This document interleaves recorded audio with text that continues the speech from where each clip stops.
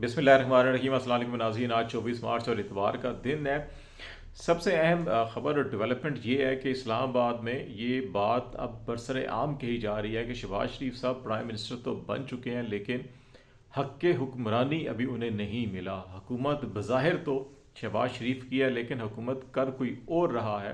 और इस सिलसिले में पिछले कुछ 24-48 घंटों के अंदर 3-4 बड़े अहम फैसले हुए, फिर वो रिवर्स हुए।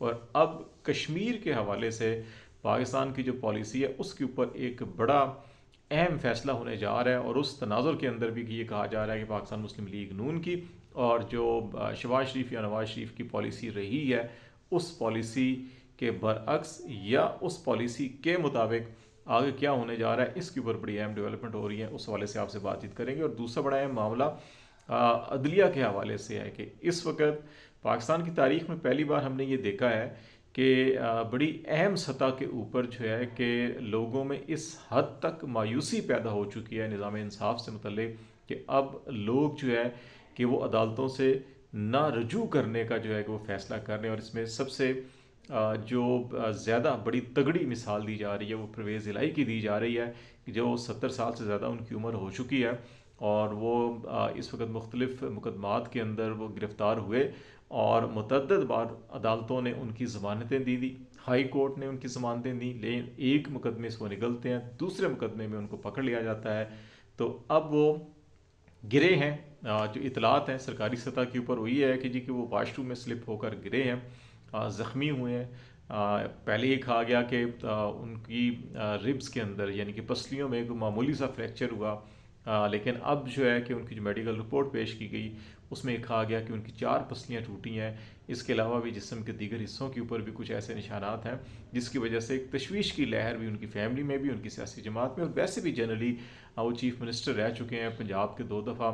इसके अलावा वो स्पीकर रह चुके हैं पंजाब असम्बली के, डिप्टी प्राइम मिनिस्टर रह चुके हैं। वो जो है कि इस वक्त अपनी मुकदमात में ज़मानत के लिए अप्लाई नहीं कर रहे। और ये मायूसी का आलम है कि उनके करीबी हलकों में ये कहना है और इवन वो खुद भी इस चीज़ का इजहार कर चुके हैं कि उनको फ़ायदा नहीं है कि वो ज़मानत की अप्लाई करें कि उनको किसी और मुकदमे में पकड़ लिया जाएगा। अभी आप फवाद चौधरी को अगर देख लें तो उनके भी आप केसेस के अंदर ये देख लें कि वो हर 14 दिन के बाद हर केस के अंदर उनकी एक पेशी होती है, वो आते हैं, हाजिरी लगाते हैं, फिर चले जाते हैं। तो अब इतने बड़े बड़े कदावर लोग जो हैं कि वो ज़मानतों के लिए अप्लाई नहीं कर रहे कि उनको ये पता है कि उनको एक मुकदमे से ज़मानत मिलेगी, दूसरे में उनको पकड़ लिया जाएगा। तो ऐसे हालात में सुप्रीम कोर्ट और हाई कोर्ट में और बिलखसूस लाहौर हाई कोर्ट जो है उसके अंदर इस वक्त जो कॉन्स्टिट्यूशनल एक्सपर्ट्स हैं वो बहुत से सवालिया निशान उठा रहे हैं। हमें आपको ये याद होगा कि काजी फाइज़ साहब जब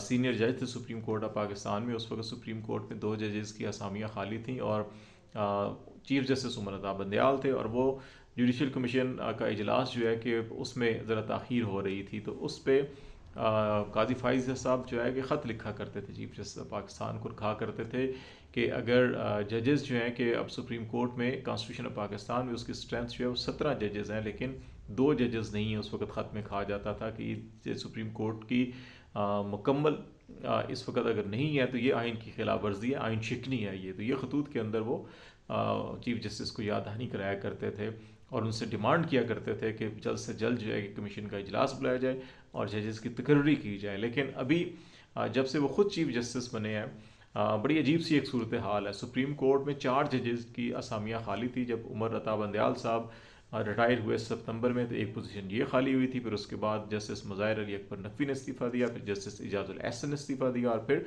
जस्टिस सरदार तारिक मसूद रिटायर हुए। तो 4 जो असामियाँ वो खाली रहीं और ये सितंबर से लेके अब मार्च तक जो है कि ये खाली थी। इसमें अभी सिर्फ उन्होंने एक असामी जो है बलूचिस्तान हाई कोर्ट के जो चीफ जस्टिस नईम अफ़गान साहब उनको जो है कि उनकी तकर्री की लास्ट मीटिंग के अंदर जो है अप्रूवल दी गई थी और फिर उन्होंने आके अपना मनसब संभाल लिया। 3 इस वक्त भी असामियाँ खाली सुप्रीम कोर्ट ऑफ पाकिस्तान में है। और अगर आप लाहौर हाई कोर्ट की तरफ चले जाएँ जो पाकिस्तान का सबसे बड़ा सूबा है, आलमोस्ट निसफ आबादी है पाकिस्तान की वहाँ पर, और उसकी जो स्ट्रेंथ है, जो अप्रूव्ड स्ट्रेंथ है लाहौर हाई कोर्ट की, वो 60 जजेस की है। और इस वक्त लाहौर हाई कोर्ट के अंदर 38 जजेस जो हैं वो खिदमात सर अंजाम दे रहे हैं और वहाँ पर भी 22 असामियाँ खाली हैं। लेकिन इस हवाले से अभी तक कोई दूर दूर तक आसार नज़र नहीं आ रहे کہ کب جو ہے جوڈیشل کمیشن آف پاکستان کا اجلاس بلایا جائے گا اور اس میں یہاں پہ تقرریاں کی جائیں گی. لیکن ابھی آج 24 تاریخ ہے، کل 25 ہے، اور کل بھی ایک اجلاس اس سلسلے میں ہوگا سپریم جوڈیشل کمیشن کا. لیکن وہ جو ہے کہ ایک تو بلوچستان ہائی کورٹ کے چیف جسٹس صاحب جو سپریم کورٹ میں آ گئے تھے تو ان کی وہ پوزیشن خالی ہوئی تھی، تو وہاں پر جو ہے کہ ہاشم کاکڑ صاحب جس وقت سینئر موسٹ جج ہیں بلوچستان ہائی کورٹ میں، اور اس وقت acting chief justice Balochistan high court بھی وہ خدمات سر انجام دے رہے ہیں، تو ان کی ریکمنڈیشنز جو ہے کہ اس اجلاس میں پیش کی جائے گی کہ ان کو chief justice Balochistan high court لگا دیا جائے. اور اسی طرح سے سندھ ہائی کورٹ میں کچھ ایڈیشنل ججز کی تقرری کے حوالے سے جو ہے کہ نام یہاں پہ پیش کیے جائیں گے. جو لاہور ہائی کورٹ کا اور سپریم کورٹ کا معاملہ جو ہے کہ ابھی بھی شاید اس ایجنڈے کے اوپر نہیں ہے، اور یہ خیال کیا جا رہا ہے کہ شاید اس سے نیکسٹ میٹنگ اپریل کے اندر کوئی ہو، اور پھر کوئی کمیٹی بھی شاید قائم کی جا رہی ہے، اور کچھ ججز کی تقرری کے حوالے سے کچھ رولز میں شاید ترمیم کی بھی کچھ چیزیں زیر غور ہیں. تو یہ سارے معاملات جو ہیں یہ ان تمام ان چیزوں کے جڑے ہوئے جو ہم پہلے کہہ رہے ہیں کہ جہاں پہ لوگوں میں اب امید کا پہلو جو ہے وہ ختم ہوتا جا رہا ہے، لوگ ضمانتوں کے لیے اپلائی نہیں کر رہے کہ ضمانتیں مل بھی جائیں تو ان کو اریسٹ کر لیا جائے گا. تو یہ چیزیں ساری مکس اپ ہو کے اس وقت بہت بڑا چیلنج بنا ہوا ہے.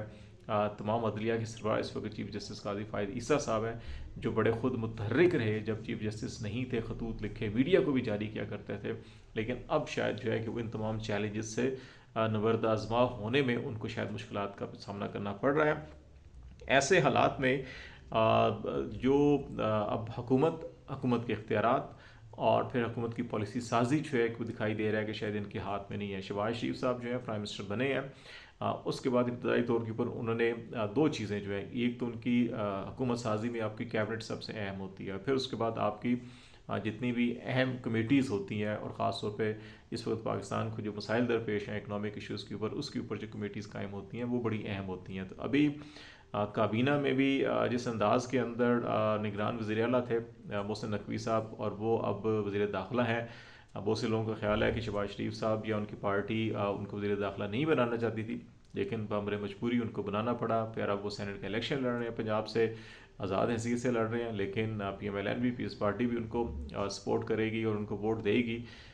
پھر وہ ابھی جو تقرریاں ہیں وزارت داخلہ کے انڈر جو ہے سیکرٹری داخلہ کی بات ہو رہی ہے، چیئرمین سی ڈی اے کی بات ہو رہی ہے، اور کچھ اور دیگر اہم پوزیشنز کی، اس پہ بھی بہت سی اب خبریں جو ہے کہ وہ برسر عام ہیں، اور کہا جا رہا ہے کہ اس میں شاید پرائم منسٹر جو ہے کہ ان کی جو ریکمنڈیشنز ہیں ان کو خاطر میں نہیں لایا جا رہا. پھر ایک اور سب سے اہم چیز جو اکنامک منسٹریز اور کمیٹیز کے حوالے سے، ابھی ای سی سی کی چیئرمین شپ پرائم منسٹر نے خود رکھی اپنے پاس، لیکن انہوں نے 24-48 گھنٹے کے اندر اندر جو ہے کہ وہاں سے اپنی بنائی ہوئی کمیٹی جو اپنی سربراہی میں بنائی، اور وہ پرائم منسٹر کو اس سربراہی سے ہاتھ دھونا پڑ گیا، اور پھر وہاں پہ وزیر خزانہ کو بنایا گیا. اول تو پہلے خود ہی شہباز شریف صاحب کو دیکھنا چاہیے تھا کہ اگر ان کے پاس اتنی اکنامک ایکسپرٹیز ہیں کہ وہ اس کمیٹی کو ہینڈل کر سکتے ہیں تو well and good. Shaukat Aziz prime minister ہوتے تھے، وہ خود اس کی کمیٹی کی سربراہی کرتے تھے، لیکن اگر یہ کر ہی لیا تھا تو کچھ دن اس کو اگر انتظار کر لیتے یا کچھ میٹنگز کر لیتے، اور اس کے بعد پھر آپ کہہ سکتے ہیں کہ ٹھیک ہے بہت ذمہ داریاں اور بھی ہونا چاہیے تھا. لیکن اپنے آپ کو چیئرمین بنایا، لیکن ایک اجلاس کیے بغیر جو ہے کہ وہ اگر واپس آپ کو وزیر خزانہ کو دینی پڑی تو اس سے کافی جو ہے حکومت کے اندر سبکی ہو رہی ہے. اور یہ کہا جا رہا ہے کہ یہ اس وقت حکومت شہباز شریف صاحب نہیں، شاید کچھ اور حلقے یا کچھ اور افراد کر رہے ہیں. تو اس لیے یہ حکومت جو ہے کہ کافی کمزور دکھائی دے رہی ہے. اور دوسرا پھر جس طرح سے صدر مملکت کانسٹیٹیوشنل پوزیشن اور ویس پارٹی کی جو بلیک میلنگ ہے، بھی آپ کو اس سے پہلے بھی ارسا کا چیئرمین لگایا تو ان کو واپس کرنا پڑا. اسی طرح اسحاق ڈار صاحب کو کچھ کمیٹیوں سے نکالا جا رہا ہے، اور کچھ کمیٹیوں کی سربراہی ان کو دی گئی تھی، کہا جا رہا ہے کہ شاید وہ بھی جلد ان سے واپس لے جائے گی. تو یہ ساری صورتحال ایک طرف ہے، اور دوسری بڑی اہم جو ہم نے مسئلہ کشمیر کے حوالے سے بات کی تھی، اس میں اسحاق ڈار صاحب نے بھی ایک اسٹیٹمنٹ ان کا سامنے آیا. ان کا اسٹیٹمنٹ یہ ہے کہ بزنس کمیونٹی کی جانب سے ان کو یہ کچھ تجاویز دی گئی ہیں، مشاورت ہو رہی ہے کہ انڈیا کے ساتھ جو ہے کہ وہ تجارت کرنی چاہیے، اور یہ پاکستان کے فائدے میں ہے، بزنس کمیونٹی کے فائدے میں ہے، لیکن ہمیں تجارت سب سے کرنی چاہیے. آپ کو اکنامک ریلیشن قائم کرنے چاہیے، ایران کے ساتھ بھی کرنے چاہیے، وہاں پہ بھی ہمیں امریکہ کی پابندیوں کو خاطر میں نہیں لانا چاہیے. افغانستان کے ذریعے ہم سینٹرل ایشین اسٹریٹ تک ایکسیس کرنا چاہیے، لیکن انڈیا کے ساتھ تجارت کے ساتھ ساتھ ہمیں یہ بھی دیکھنا چاہیے کہ ہمارے جو ان کے بائی لیٹرل دیگر ریلیشن ہیں، اور خاص طور پہ کشمیر کا مسئلہ ہے، اس کے اوپر بھی دیکھنا چاہیے کہ ہمیں کیا کرنا ہے، معاملات کیسے آگے بڑھانے ہیں. تو ہمیں ایک بیلنس اپروچ کے ساتھ آگے چلنے کی ضرورت ہے، ریدر دین کہ ہم جو ہے کہ وہ بالکل پیچھے چلے جائیں.